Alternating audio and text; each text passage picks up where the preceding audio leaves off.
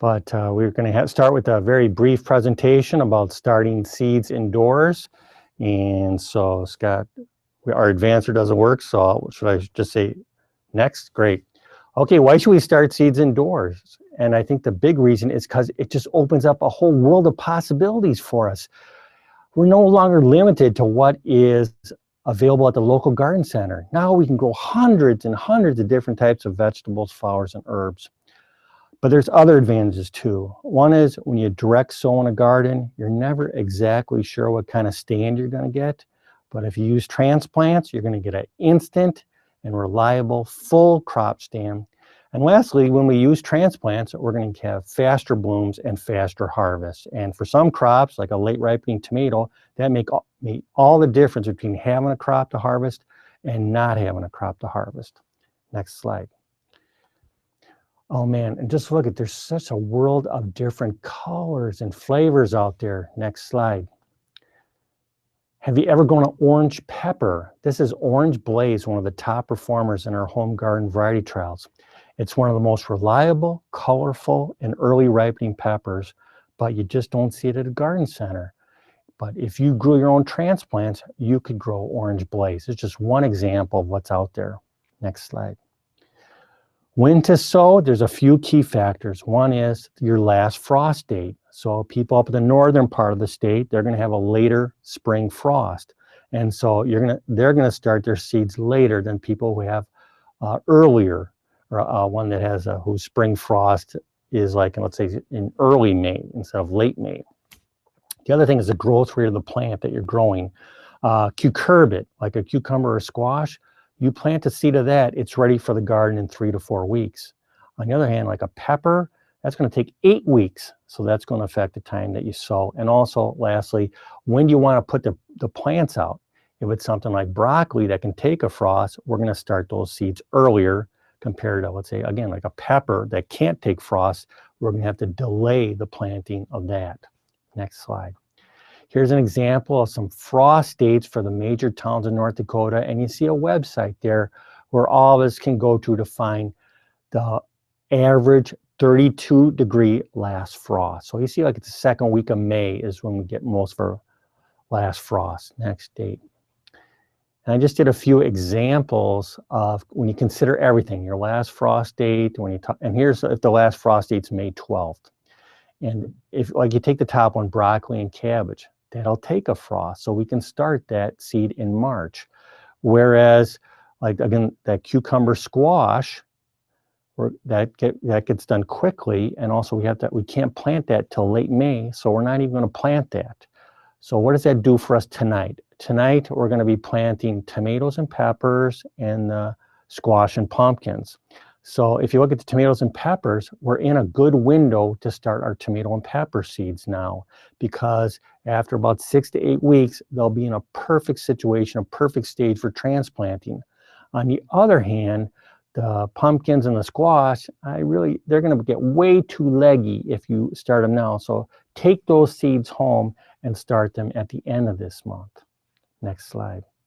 Okay, a few key factors about being successful starting your seeds. One is the media you use. Use a seed starter mix or a potting soil mix if you have to. Seed starter mixes consist of peat moss, compost, and those white crystals called perlite.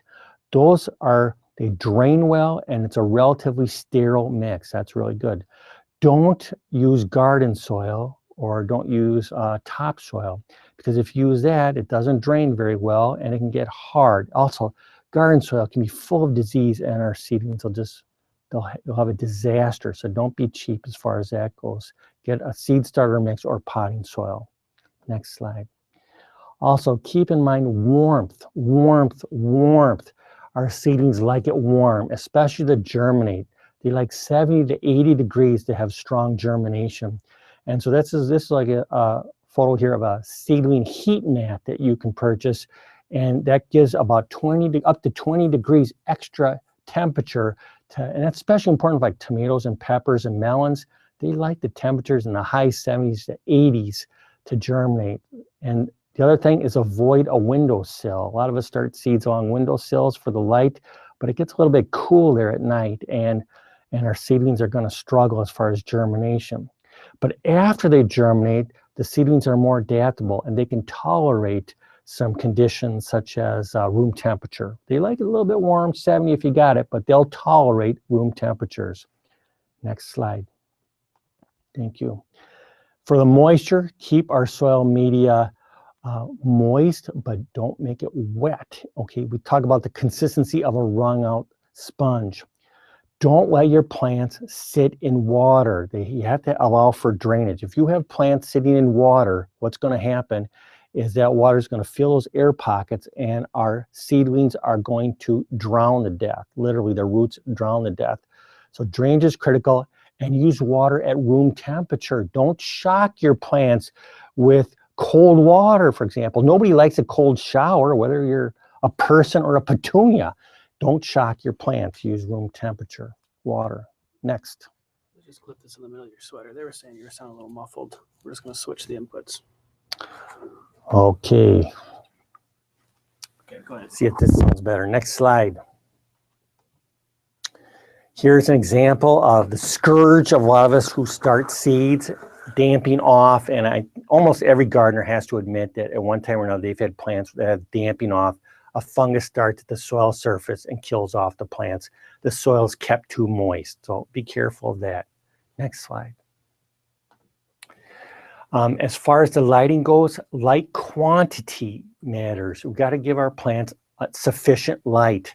Light quality, like grow lights, it's not a big deal with plants. Okay. Sorry, guys. Our first night in the studio, we're getting this all figured out here, everybody.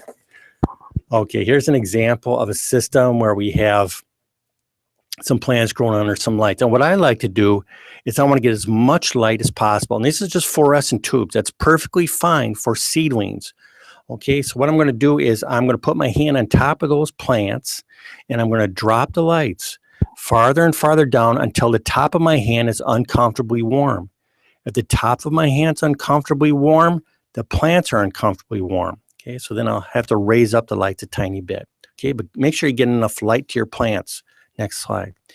If you don't have enough light, you're going to start seeing plants lean towards the light. And this could be the beginning of disaster. When we see slender plants, that's a disaster. We got to either rotate these plants and even better, give them supplemental lighting. Next slide. There we go. There's two systems we're going to be showing tonight. One is trays. Next. Sorry, I think I jumped in. Okay, there we go. Fertilization. As far as fertilizer goes, a seed is full of food, but that food is gone after the plant starts to show its first true leaf. Okay, so when you see a plant starting to show its first true leaf, it's got to get some fertilizer from another source. And since most of our seed starter mixes do not have a lot of nutrition in it, this is when we start to fertilize the plant. Usually we use a soluble fertilizer that mix up with water, about half strength, and use a starter fertilizer or even something like Miracle Grow is just fine. Keep your eyes on your plants. If they're looking pale, that's a sign they need some food. Let's talk about trays here. Next slide. With tray culture, the most common way that big time growers do it is we start with what you see there on the top left is your 20-row tray. And there you can actually grow 20 different cultivars and we'll put the seeds in very thickly, okay? And with that way, on one tray, I can put that on a seedling mat and I can grow hundreds of transplants, get them started. But again, after the germination phase is over, then the temperature heat becomes it's less critical.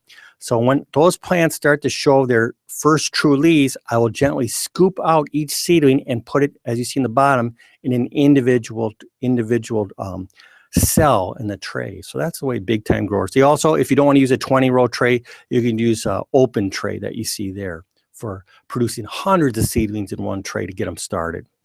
Next. Advantages for trays, they're easy to fill with soil, they're easy to move, and also with all the cell pack designs, they maximize our plant density. And the plant and trays are reusable if you store them out of direct sunlight. Disadvantages is the plants can get root bound in those plastic cells. And also, let me see, transplant shock can be an issue because whenever you pull a plant out of the cell, the roots are exposed. So that's an issue. A more eco-friendly way is to use biodegradable pots, and I recommend that tonight we use that for our cucurbits. Okay, next slide. An advantage of biodegradable pots is that they're eco-friendly. You know, plastic doesn't degrade, but these pots, primarily made of peat, do degrade. And also another nice thing is they have less transplant shock because when the roots are never exposed to the air. You know, you're just going to slip that whole pot into the ground. Now, one thing at the last thing is root bound plants can occur with this. So sometimes what we do is we'll cut that pot itself to open up some slits to allow the roots to penetrate through. Next. Lastly, hardening. Okay, we've been taking care of these plants for anywhere from, let's say, 3 to 8 weeks, and they've been pampered. Now we got to get them out there into that rough and tough North Dakota climate. And so what we want to do is we got to prepare them for 1 week of hardening. And so what we'll do is we'll start them in outdoors in a sheltered area under some partial shade, and we'll gradually introduce them to more sunlight every day. And also we won't be so kind to them as far as watering. We'll get them a little bit of stress as far as moisture stress goes.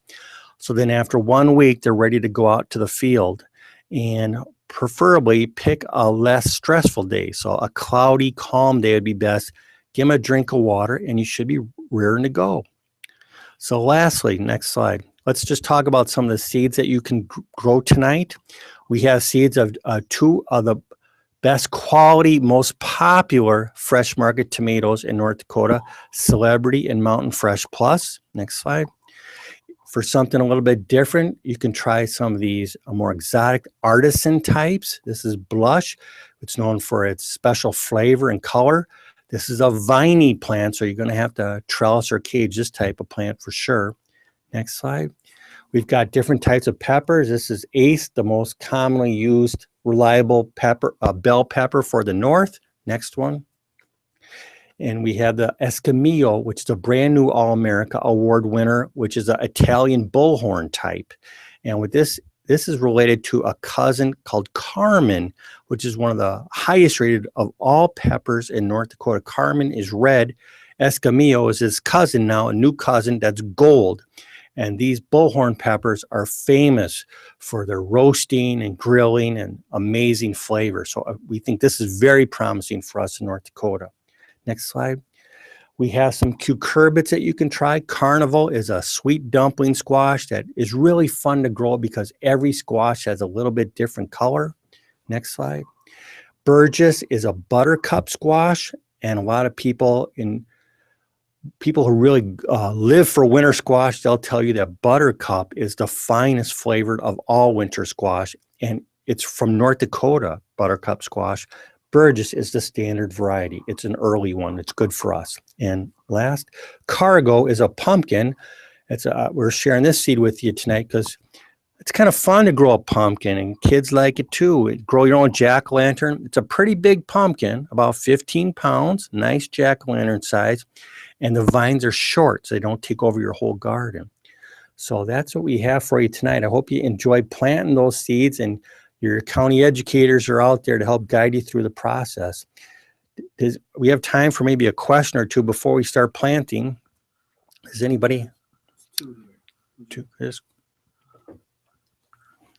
Okay, here we go. Are the seed trial seeds available soon? Yes, we're just starting to pack the orders right now. We got a team of over 200 gardeners that test varieties every year, and we'll be talking about that at the last session. Okay, thank you for that. Yeah, we got a lot of stuff going on. How much light should be provided? That's a good question. Plants are kind of like people. They're going to shut down after about 18 hours, and so just like even if the lights kept on 24 hours, we'd still go to bed, and so do plants. So it really, as far as the number of lights to use, or the hours, I think 18 hours is sufficient. 16 to 18 hours is usually what's done, and you can use a timer to turn off the lights and save on your energy costs. Do LED lights work? Great. They're great. Fluorescent lights work too. Beautiful. Any other questions? Or do you want to go plant your seeds? One more question. Is it too late to participate in the seed trials? No, I love the enthusiasm. No, actually, we're going to be giving out seeds all the way through the first week of June. So if you go to the NDSU or the North Dakota Home Garden Variety Trials, you can find all the information you want, and we welcome as many participants as possible. So again, we work with over 200 families every year. Thank you for that. Again, so let's just shut it down for tonight. Thank you for everything, and I hope you enjoy your seeds. And next week, we'll have a whole series of new talks for you, and including a special session on potatoes in North Dakota. And the people at the county offices will have samples of NDSU potatoes for you. So everybody have a good night.